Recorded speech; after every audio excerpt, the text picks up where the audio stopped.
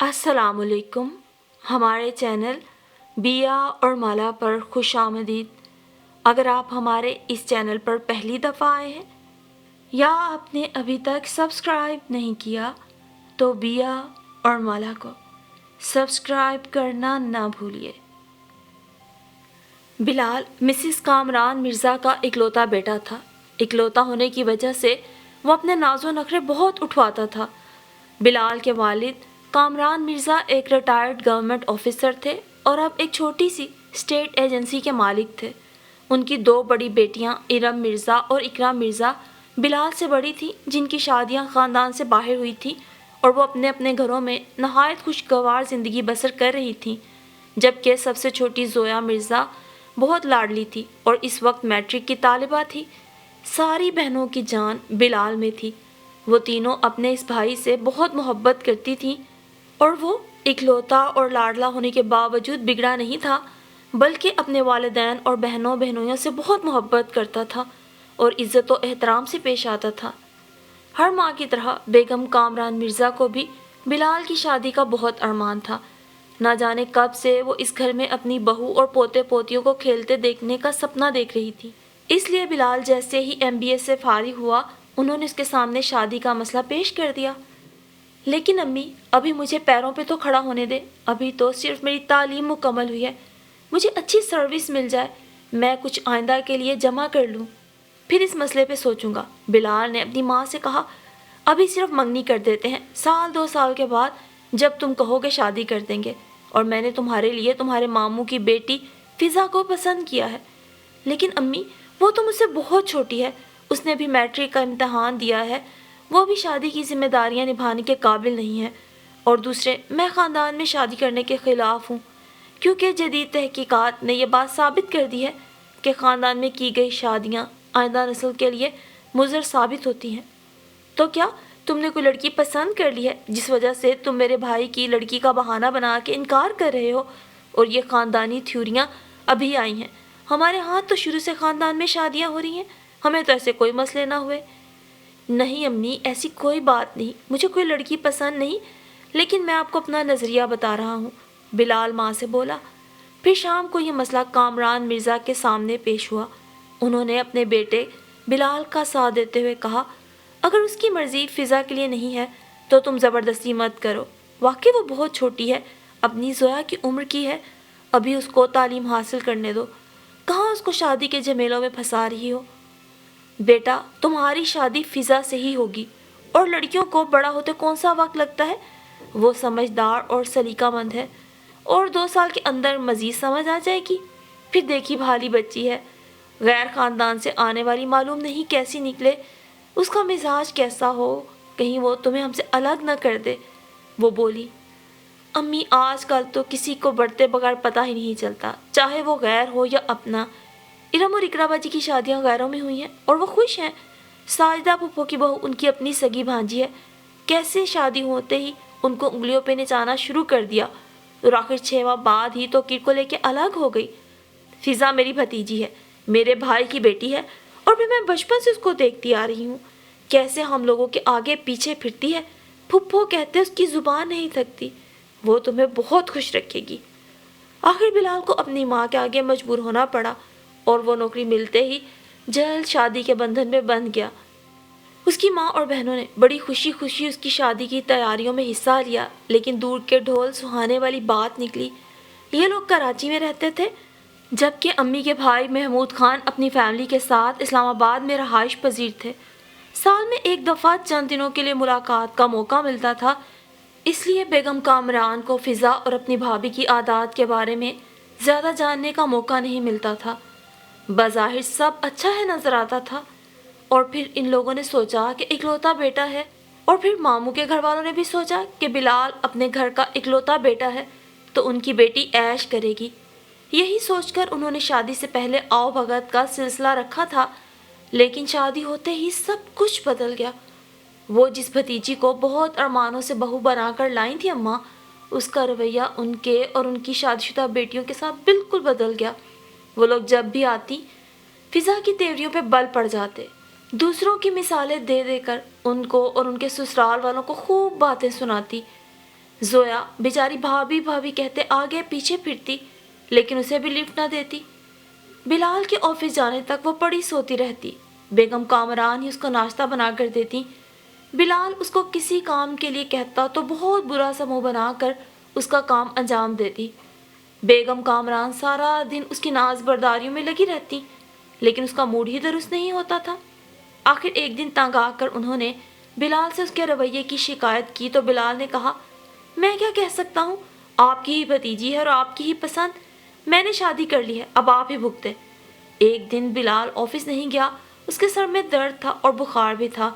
فضا اپنے میکے گئی ہوئی تھی، 1-2 دن میں آنے والی تھی۔ بلال کو سر درد کی گولی کی ضرورت پڑی تو اس نے الماری کی دراز کھولی جہاں سے فضا کے پرس میں سے تعویذ نکلے۔ تعویذ دیکھ کر بلال کا تو سر گھوم گیا۔ اس نے خاموشی سے تعویذ نکال لیے کہ کسی بزرگ کو دکھا کے معلوم کروں گا کہ یہ تعویذ کس مقصد کے لیے ہیں۔ فضا کے اسلام آباد سے آنے سے پہلے اس نے تعویذوں کے بارے میں تمام معلومات حاصل کر لی تھی کہ یہ تعویذ دراصل بلال کو اپنے قابو میں کرنے کے لیے تھے تاکہ وہ گھر والوں سے اپنا رشتہ توڑ لے۔ 2 دن کے بعد فضا آ گئی تو بلال نے اپنے والد والدہ کے سامنے وہ تعویذ نکالے اور فضا سے پوچھا کہ یہ تعویذ تمہارے پرس میں کیا کر رہے تھے اور کس مقصد کے لیے تھے؟ فضا یہ دیکھ کر گھبرا گئی اور بکھلائے ہوئے لہجے میں کہنے لگی، یہ تعویذ ماما نے دیے تھے، میرے سر میں اکثر درد رہتا ہے اس کے لیے۔ تم جھوٹ بول رہی ہو، بلال نے غصے سے کہا، میں نے ان تعویذوں کے بارے میں معلومات اکٹھی کر لی ہیں، یہ ہمارے گھر میں لڑائیاں کرانے اور مجھے اپنے قابو میں کرانے کے لیے کیے گئے ہیں۔ امی پلیز آپ فوراً فون کر کے ماموں جان اور ممانی جان کو بلائیں کہ وہ آئیں اور اپنی لاڈلی بیٹی کو اپنے ساتھ لے جائیں۔ اس کی اب اس گھر میں کوئی گنجائش نہیں، بہت برداشت کر لیا میں نے، لیکن بیٹا، امی اب آپ کی ایک نہیں سنوں گا میں، آپ کو اپنے خاندان پر بہت فخر تھا، ناز تھا، اپنی بھتیجی کو بہت مانتی تھی، لیکن شادی کے چند دن بعد ہی آپ کو اس کی اصلیت نظر آ گئی۔ خاندان غیر خاندان کچھ نہیں ہوتا، اصل چیز والدین کی تربیت ہوتی ہے۔ کامران صاحب نے اسی وقت فون کر کے فضا کے والدین کو کراچی آنے کے لیے کہا۔ وہ لوگ دوسرے دن گھبرائے ہوئے پہنچ گئے اور یہاں آ کر انہیں جب سارے حالات کا پتہ چلا تو ماموں کی تو گویا شرم سے گردن جھک گئی، لیکن مامی اپنی بیٹی کی فیور میں بہت بڑھ چڑھ کے حصہ لے رہی تھی۔ فضا تم اپنا سامان باندھو، میں سیٹ کروا کے آتا ہوں، ماموں نے کہا۔ ان لوگوں کے جانے کے بعد جب بلال نے اپنا لاکر کھولا تو معلوم ہوا کہ وہ جاتے جاتے تمام زیورات اور اچھی خاصی رقم جو اس کے پاس موجود تھی سب لے کر چلی گئی ہے۔ اس نے جب ماں کو ان کی لاڈلی بہو اور بھتیجی کی اس حرکت کے بارے میں بتایا تو امی بھی حیران پریشان بیٹے کا منہ تکتی رہ گئیں۔ انہوں نے اپنے خاندان اور اپنی بھتیجی پر جس اعتماد کا اظہار کیا تھا اور جس پر ان کو بڑا مان تھا، پل بھر میں شیشے کے ٹکڑوں کی طرح بکھر کر کرچی کرچی ہو گیا تھا، اور وہ بیٹے کے سامنے اپنی ضد کر کے اسے شادی کرنے پہ مجبور کر کے پچھتا رہی تھیں اور دل ہی دل میں شرمندہ بھی تھیں۔ دوسری طرف بلال کے ماموں کے گھر میں تو الٹی ہی گنگا بہتی تھی۔ فضا اور اس کی والدہ محترمہ نفیسہ بیگم اپنی غلطیوں پر شرمندہ نہیں تھی بلکہ اپنے گناہ چھپانے کے لیے خاندان بھر میں بلال اور اس کے گھر والوں کی برائیاں کر کے ان کو بدنام کر رہی تھیں۔ فضا کے والد یعنی بلال کے ماموں محمود خان اپنی بیوی اور بیٹی کی ان حرکتوں کو برداشت نہ کر سکے اور ایک دن رات کو جو سوئے تو سوتے رہ گئے، کیونکہ فضا خود سری میں بہت بڑھ گئی تھی اور یہ سب اس کی ماں کی ہی تربیت تھی۔ جبھی تو اس نے اپنے باپ کے لاکھ سمجھانے کے باوجود کورٹ کے ذریعے بلال سے خلا لے لی تھی، اور یوں اپنے شوہر کے انتقال کے بعد بلال کی ممانی کو احساس ہوا کہ اکلوتی بیٹی کی صحیح تربیت نہ کر کے اور اس کی غلطیوں پہ پردہ ڈال کے اس کا ناجائز ساتھ دیکھ کر انہوں نے اپنے ہی پاؤں پہ کلہاڑی مار لی ہے۔ شادی اور پھر طلاق کے بعد تو فضا اب بالکل خود مختار ہو گئی تھی اور اب اتنی آزاد ہو گئی تھی کہ ماں کی روک ٹوک کو کسی خاطر میں نہ لاتی اور اپنی مرضی سے آزادانہ زندگی گزار رہی تھی۔ کتنے ہی تو امیر کبیر اس کے بوائے فرینڈز تھے، جب دل چاہتا منہ اٹھا کے کسی کے ساتھ بھی باہر چلی جاتی۔ اللہ نے حسن کی دولت سے مالا مال کیا تھا، سو طلاق ہونے کے باوجود اچھے سے اچھے گھرانے سے اس کا رشتہ آتا۔ ابھی بھی کئی لوگ اس سے شادی کے خواہش مند تھے، لیکن جو راہ اس نے ڈھونڈ لی تھی اس کے بعد بھلا شادی کی کیا ضرورت؟ جب بھی اس کی امی اب اسے سمجھانے کی کوشش کرتی اس کا ایک ہی جواب ہوتا، آپ کے کہنے پہ کر لی نا، دیکھ لیا انجام، شادی کا انجام کیا ہوتا ہے۔ مجھے دوبارہ اس جہنم میں دھونکنے کا سوچیے گا بھی مت۔ میں اپنی زندگی آزادی سے، اپنی مرضی سے گزارنا چاہتی ہوں۔ اور یوں جب بھی مومانی سے سمجھانے کی کوشش کرتی، ماں بیٹی میں بحث ہو جاتی۔ دن بدن فضا بدتمیز ہوتی جا رہی تھی، اس لیے مومانی نے بھی مامو جان کی طرح چپ سادھ لی کہ زندگی کا جو وقت ہے اسے خاموشی سے گزار لیا جائے۔ فضا تو اب ان کے قابو میں آنے والی چیز نہ تھی۔ بے شک یہ سب مومانی کی دی ہوئی ڈھیل اور ان کی ہوئی غلط تربیت کا نتیجہ تھا، لیکن مومانی کی صورتحال پہ تو اب یہی ضرب المثل پوری اترتی تھی۔ اب پچھتائے کیا ہوت جب چڑیاں چگ گئیں کھیت۔ دوسری طرف بلال کی امی نے اس کی تباہ حال زندگی دیکھ کر اسے دوسری شادی کے لیے مجبور کرنا شروع کر دیا، لیکن وہ پہلی ہی شادی سے اتنا دل برداشتہ ہو گیا تھا کہ اب اس کا کسی عورت پہ یقین اور اعتماد نہ رہا تھا۔ پھر بھی والدین کے سمجھانے اور شادی شدہ بہنوں کے اصرار پر اس نے شادی کے لیے حامی بھر لی۔ اس دفعہ اس کی شادی دوسرے نمبر کی بہن اقرا کی نند کی بیٹی مدیحہ سے طے پائی، جس کی منگنی اس کے خالہ زاد بھائی سے ہو چکی تھی۔ لیکن اعلیٰ تعلیم حاصل کرنے کے لیے جب وہ انگلینڈ گیا تو 2 سال بعد اس نے وہاں کی ایک نیشنل لڑکی سے نیشنلٹی حاصل کرنے کے لیے شادی کر لی۔ اس طرح مدیحہ کی منگنی ٹوٹ چکی تھی اور وہ اس غم سے نڈھال تھی کہ ایسے میں بلال کا رشتہ اس کے لیے ایک خوشگوار ہوا کا جھونکا ثابت ہوا۔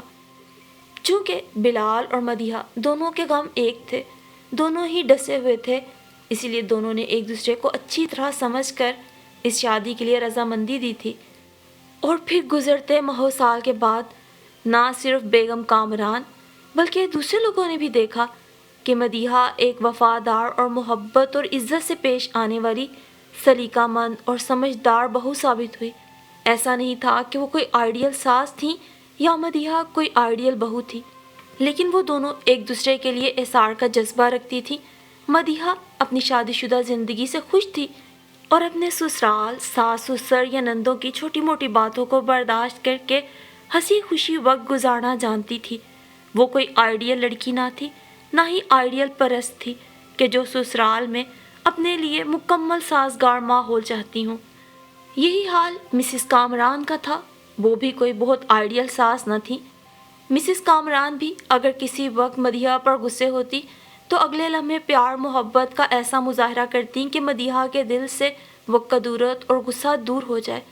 اور دوسری طرف فضا، آپ سوچ رہے ہوں گے کہ فضا کا کیا بنا؟ خیر، فضا نے خاندان میں تو کہیں بھنک نہیں پڑنے دی، لیکن مومانی جان کے اصرار سے تنگ آ کے اس نے اپنے ہی دوستوں میں سے ایک منسٹر جو کہ پہلے سے شادی شدہ تھا اور بال بچوں والا تھا، اس 65 سالہ بوڑھے سے شادی کر لی۔ لیکن جب اس کی بیوی کو منسٹر کی دوسری شادی کا علم ہوا، اس نے تو فضا کا اور مومانی کا جینا حرام کر دیا۔ آئے دن کچھ لوگ ان کے گھر پہ دھاوا بول دیتے، 1-2 دفعہ رات گئے بھی کچھ لوگ ان کے گھر گھس آئے انہیں پریشرائز کرنے کے لیے۔ اس نے کوشش کی کہ فضا خود ہی منسٹر کو چھوڑ جائے، کیونکہ ایسی رنگ برنگ کئی نوجوان تتلیاں ایسے امیر کبیر مردوں کے پیچھے پھرتی رہتی ہیں۔ لیکن جب گھی سیدھی انگلیوں سے نہ نکلا تو اس نے انگلیاں ٹیڑھی کر لی، اور وہ جو خود ایک بہت بارسوخ خاندان سے تعلق رکھتی تھی، اپنے شوہر کو اس نے ایسا بلیک میل کیا کہ اسے فضا کو طلاق دیتے ہی بنی۔ بالآخر مومانی جان بیٹی کا 2 دفعہ گھر اجڑنا برداشت نہ کر سکی اور اس غم کو سینے سے لگائے اللہ کو پیاری ہو گئی۔ فضا آج اسی گھر میں تنہا زندگی گزار رہی ہے، کسی نئے شکار کو پھانسنے کی تلاش میں ہے۔ آپ سوچتے ہوں گے شاید ان صدمات اور واقعات نے فضا کو بدل دیا ہوگا، لیکن نہیں، یہ دنیا کی ایک تلخ حقیقت ہے کہ جب تک انسان اپنی غلطی کو دل سے تسلیم نہ کرے وہ کبھی راہ راست پہ نہیں آ سکتا اور یوں ہی بھٹکتا رہتا ہے جیسے فضا بھٹک رہی ہے۔ آج بھی طرح طرح کے دوست بنائے کسی بڑے شکار کی تلاش میں جس کے ساتھ وہ مکمل طور پہ اپنی مرضی کی اور آزادی کی زندگی گزار سکے، لیکن یہ تو سچ ہے نا کہ کسی کو کبھی بھی مکمل جہاں نہیں ملتا، کسی نہ کسی کمی کے ساتھ ہی آپ کو اپنی زندگی کو ہنسی خوشی گزارنا ہوتا ہے، جیسے کہ مدیحہ، بلال، مسز کامران، یہ سب ایک دوسرے کو برداشت کر کے خوش و خرم زندگی گزار رہے ہیں۔ گزرتے وقت نے مدیحہ اور بلال کو 2 خوبصورت بیٹوں سے نوازا چھوٹی موٹی جھونک کے بعد مدیحہ اور بلال آپس میں پھر سے شیر و شکر ہو جایا کرتے۔ مسز کامران مدیحہ کو مکمل طور پہ اپنی بہو کے طور پہ تسلیم کر چکی ہیں، لیکن جو صدمہ انہیں فضا نے دیا وہ آج بھی بعض اوقات انہیں تکلیف میں مبتلا کر دیتا ہے، اور تب ان کے دل میں مدیحہ کے لیے مزید محبت امڑ آتی ہے۔ اس کے خلوص اور محبت نے بیگم کامران مرزا کے اس اعتماد کو زندہ کر دیا جو وہ غیروں میں نہیں بلکہ اپنے لوگوں میں ڈھونڈ رہی تھی، اور اس کی انہوں نے بڑی سزا پالی تھی۔ اور اب جب کہ مسز کامران کے پوتے پوتیاں نواسے نواسیاں بڑے ہو رہے ہیں اور آپس میں کھیل کود رہے ہوتے ہیں، تو بعض اوقات انہیں دیکھتے ہوئے مسز کامران سوچتی ہیں بلال کی زندگی کے تلخ تجربات کے بعد کیا ان کے بچے بچیوں کو اپنے بچوں کے رشتے آپس میں کرنے چاہیے یا کہ کہیں غیروں میں دیکھنے چاہیے، اور بس وہ پریشان ہو جاتی ہیں، کسی نتیجے پہ نہیں پہنچ پاتی۔ مسز کامران کی اس کہانی کو سننے کے بعد ہم تو کسی حتمی نتیجے پہ نہیں پہنچ سکتے کہ شادی غیروں میں کرو یا اپنوں میں کرو، ہاں صرف ہاتھ اٹھا کر اللہ کے حضور دعا کر سکتے ہیں کہ اللہ ہم سب میں بطور انسان وہ صبر و برداشت اور درگزر کا جذبہ پیدا فرما دے کہ ہم اپنے ارد گرد موجود لوگوں کے لیے باعث تکلیف نہیں بلکہ باعث راحت بن جائیں، اور اپنی زندگی کی چھوٹی موٹی تکلیفوں پر ناشکری کرنے کی بجائے اللہ کی دی بڑی بڑی نعمتوں پر اس کا شکر ادا کریں۔ یقین مانیے زندگی کو کامیاب بنانے کے لیے کوئی کلیہ کوئی فارمولہ نہیں ہے سوائے اس ایک آزمودہ تجربے کے کہ انسان اللہ کی رضا میں راضی ہونا سیکھ جائے۔